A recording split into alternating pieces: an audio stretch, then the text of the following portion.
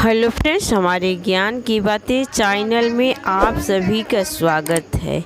अभी तक मेरे चैनल पर नए होंगे, सब्सक्राइब नहीं किए होंगे तो लाइक शेयर सब्सक्राइब ज़्यादा से ज़्यादा कमेंट करना। पूरा वीडियो में बने रहिए। यहाँ पर हरितालिका तीज व्रत का पूजा व्रत कथा सुनने का पूरा मिलेगा। रात्रि जागरण भी किया जाएगा। आप देख सकते हैं सभी महिलाएं एकत्रित होकर के यहाँ पर शंकर भगवान के विधिवत पूजा कर रही है और सभी सुहागिन महिलाएं पूजा करके नाक से सिंदूर लगाती है। सिंहोरा से सभी लोग अपना अपना सिंहोरा लेकर के पूजा करने के लिए आते हैं। आप देखिए, पूरा वीडियो में बने रहिए। हरितालिका तीज व्रत का पूरा कथा सुनिए, बहुत ही सुंदर लगता है। यहाँ बहुत महिलाएं एकत्रित होकर के कथा सुनती है। यहाँ पर देखिए, और भजन कीर्तन भी करना चाहिए। रात्रि जागरण भी होता है। सभी लोग पूजा एक एक करके पहले कर लेंगे, उसके बाद कथा शुरू होगा। भोले बाबा काहे नाता की ले अखिया खोल के, सुंदर मुख से बोल के ना। हम तो जंगले जंगले जाइब, फूलवा लोढ़ी के ले आइब, अपना भोले पर चढ़ाइब, हर हर बोल के नमः शिवाय बोल के ना। मुंबई दिल्ली से सभी लोग कथा मोबाइल पर सुन रहे हैं, आप लोग देख सकते हैं। तथा जो शिव जी मुंडमाला से अलंकृत हैं, जो अत्यंत दिव्य सुंदर वस्त्रों को धारण किए हुए हैं तथा जो शिव श्री दिगंबर अर्थात वस्त्र हैं, ऐसी शोभा वाले जुगल जोड़ी पार्वती जी तथा शिव जी के आगे मैं नमन करता हूँ। मन भावन कैलाश पर्वत के शिखर पर बैठी हुई पार्वती जी कहती हैं कि हे परमेश्वर, आप हमें कोई ऐसा अनूठा गुप्त व्रत या पूजा मंत्र बताएं जो सब धर्मों की उपेक्षा सरल हो तथा जिसमें श्रम भी थोड़ा कम करना पड़े और फल भी श्रम से अधिक मिले। हे नाथ, यदि आप मुझ पर कृपालु हो तो कृपया ये विधान मुझे बतावे। हे प्रभु, किस तप व्रत या दान से आप जैसे परमेश्वर जो अनादि अनंत हैं हमें प्राप्त हुए हैं। शिव जी ने कहा हे देवी, मैं तुम्हारे प्रणय में आसक्त हो तुमको एक ऐसा व्रत बताता हूँ जो केवल मेरा है और गोपनीय है। जैसे नक्षत्रों में चंद्रमा, सब ग्रहों में सूर्य, वर्णों में ब्राह्मण, देवताओं में विष्णु भगवान, नदियों में गंगा, पुराणों में महाभारत, वेदों में सामवेद और इंद्रियों में मन श्रेष्ठ है। अब मैं तुम्हें एक ऐसा व्रत बताऊंगा जिसका उल्लेख पुराणों, वेदों और स्मृतियों में किया गया है। सुनो, जिस व्रत के प्रभाव से तुमने मेरे अर्धासन को प्राप्त किया है, मैं तुम्हें वही बताऊंगा क्योंकि तुम मेरी प्रियतमा हो। शुक्ल पक्ष की तृतीया तिथि को भाद्रपद मास में हस्त नक्षत्र से युक्त उसके अनुष्ठान से नारियों को पाप कर्मों से मुक्ति मिल जाती है। हे देवी, आज से कुछ समय पहले तुमने हिमालय पर इस व्रत का पालन किया था, उसके बारे में मैं तुमसे कहूँगा। पार्वती जी ने पूछा, हे नाथ, आप ही के श्रीमुख से यह सुनना चाहूँगी कि मैंने उस समय यह व्रत क्यों किया था। शिव जी बोले, भारतवर्ष के उत्तर दिशा की ओर समस्त पर्वतों में श्रेष्ठ हिमवान नामक पर्वत है। उसके आसपास विभिन्न प्रकार की भूमियाँ हैं, साथ ही विविध वृक्षों से आच्छादित है यह भूमि। इन वृक्षों पर तरह तरह के पक्षी पशु बसेरा बनाए हुए हैं। गंधर्व आदि के साथ वहां जाकर अनेकों देवगण, सिद्धि प्राप्त साधुजन, चारण और पक्षियों के समूह हमेशा प्रसन्न चित्त हो विचरण करते हैं। यहाँ गंधर्व लोग गायन करते हैं और अप्सराएं नर्तन करती हैं। पर्वतराज के शिखरों पर अनेक प्रकार के स्फटिक, रत्न और वैदूर्य मणि आदि की अनेक खाने हैं। यह पर्वत बहुत ऊंचा है, इतना ऊंचा कि वह अपने मित्र के घर की तरह समझकर आकाश का स्पर्श कर रहा हो। पर्वत की सभी चोटियां हिम आच्छादित रहती है और गंगा नदी के जल की स्वर लहरी सदा सुनाई देती रहती है। हे गिरिजे, तुमने बचपन में ऐसे ही पर्वत पर तप किया था। इस पर्वत पर तुम 12 साल तक सिर के बल टंगी रही और धुआं पीकर जीवित रही। 64 वर्ष तक मात्र पेड़ पौधों के सूखे पत्ते खाकर जीवित रही। माघ के महीने में तुम जल में बैठी रहती थी और बैसाख की चिलचिलाती दोपहरी में पंचाग्नि में तप्त रहती थी। सावन के महीने में तुम खुले मैदान में बैठी रहती थी। एक दिन तुम्हारे पिता तुम्हारे इस तरह के कष्टों को देखकर बहुत ही दुखी हुए। उन्हें बड़ी चिंता हुई कि ऐसे में मैं अपनी कन्या का हाथ किसके हाथों में दूं। तभी नारद जी आए। मुनिवर नारद जी तुम्हें देखने ही गए थे। नारद जी को देखकर हिमवान ने अर्घपात आसन आदि देकर उनकी वंदना की और कहा, हे स्वामी, आप यहाँ किस हेतु आए हैं? मैं धन्य हुआ, आपका आना मेरे लिए बड़ा शुभ है। नारद जी बोले, हे पर्वतराज, सुने, मुझे विष्णु भगवान ने भेजा है, इसलिए आपके पास आया हूँ। आपका कर्तव्य है कि अपनी कन्या रत्न को किसी योग्य वर को सौंप दें।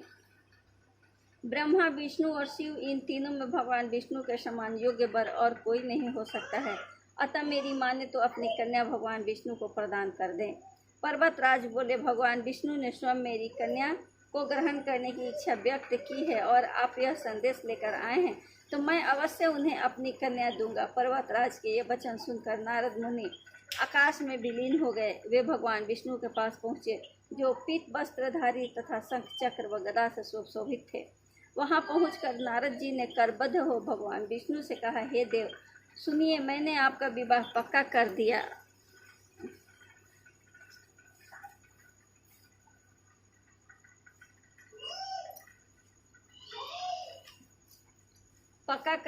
विष्णु जी बोले। उधर हिमालय पार्वती जी के सम्मुख बोले, हे पुत्री, मैंने तुम्हें विष्णु भगवान को समर्पित कर दिया है। ऐसे में पिता के वचन श्रवण कर तुमने कोई भी उत्तर नहीं दिया और अपनी सखी के पास चली गई।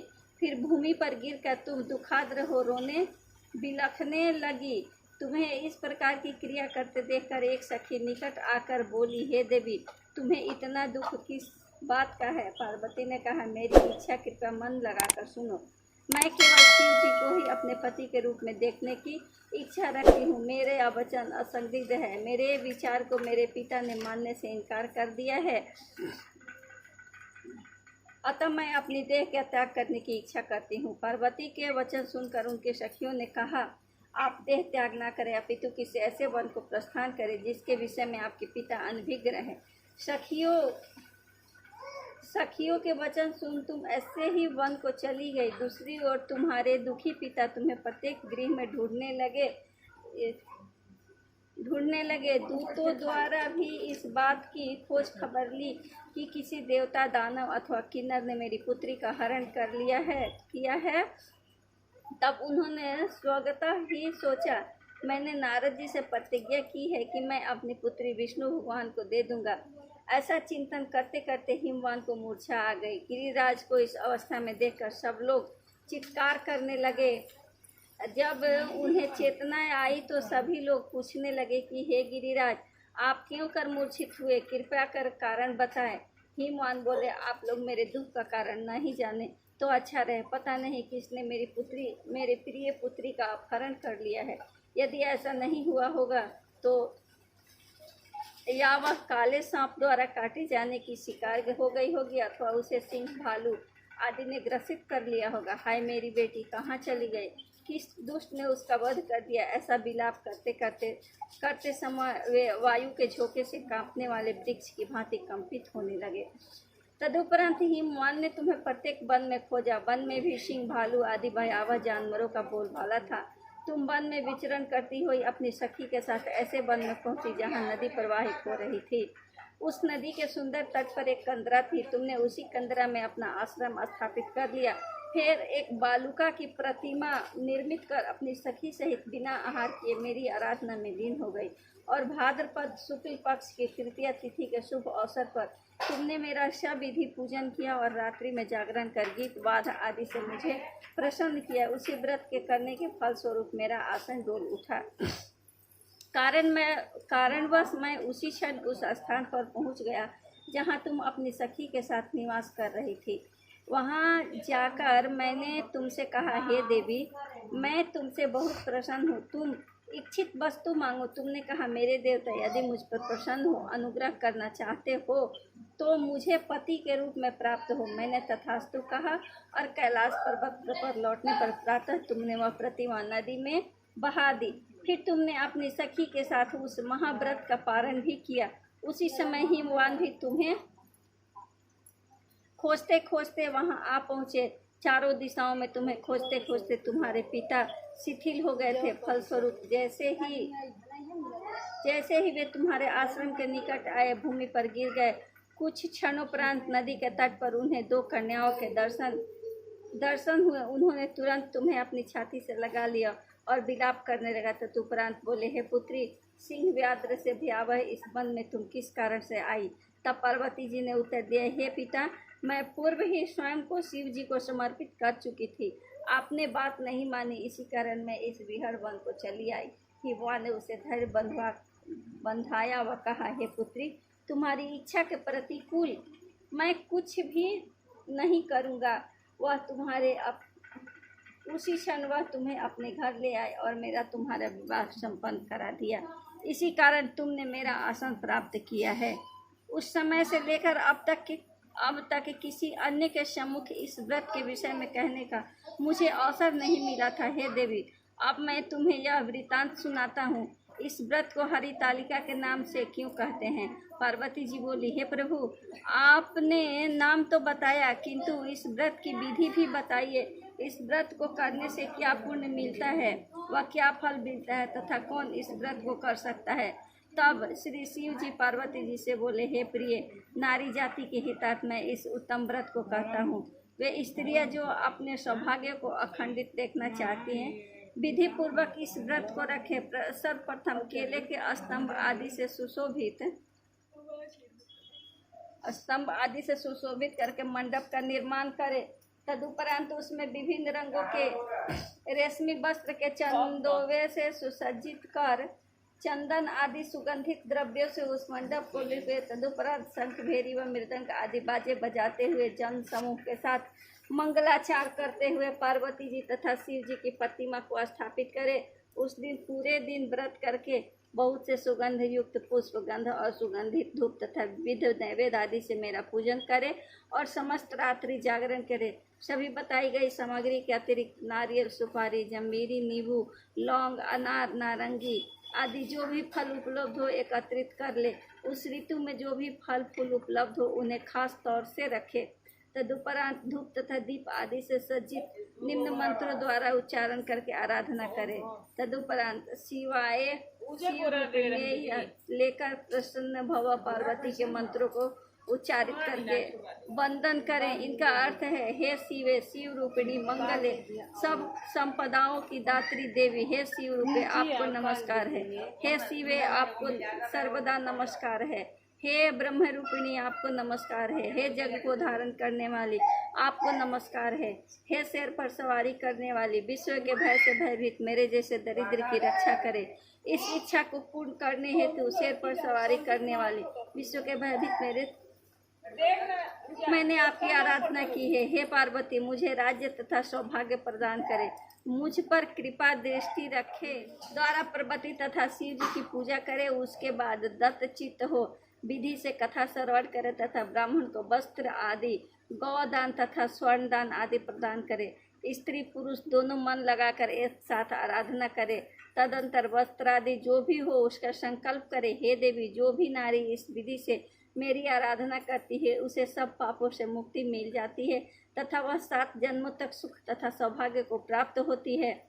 लेकिन जो नारी तृतीया तिथि को व्रत आदि न करके भोजन या खान पान करती है वह 7 जन्मों तक बंध्या रहती है और पुनः पुनः वैधव्य को प्राप्त होती है।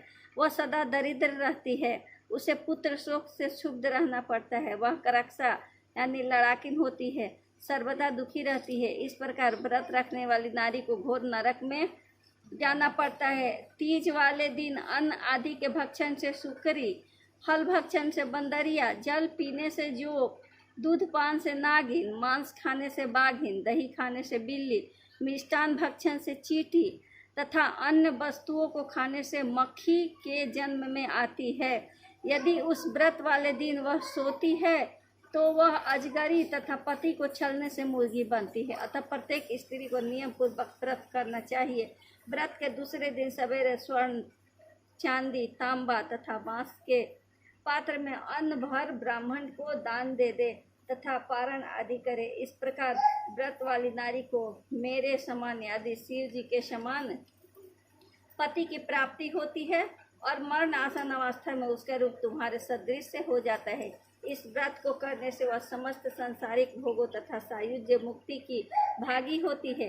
इस हरितालिका की कथा भाग के सरवर से प्रत्येक प्राणी को 1,000 अश्वमेघ और सैकड़ों वाजपेयी यज्ञ करने का पुण्य फल मिलता है। हे देवी, मैंने तुम्हें जिस व्रत का विधान बताया है वह सब व्रतों में अति उत्तम है, यह संशयहीन है। बोलिए शंकर भगवान की जय, पार्वती मैया की जय, कार्तिक गणेश की जय, सब शिव परिवार की जय।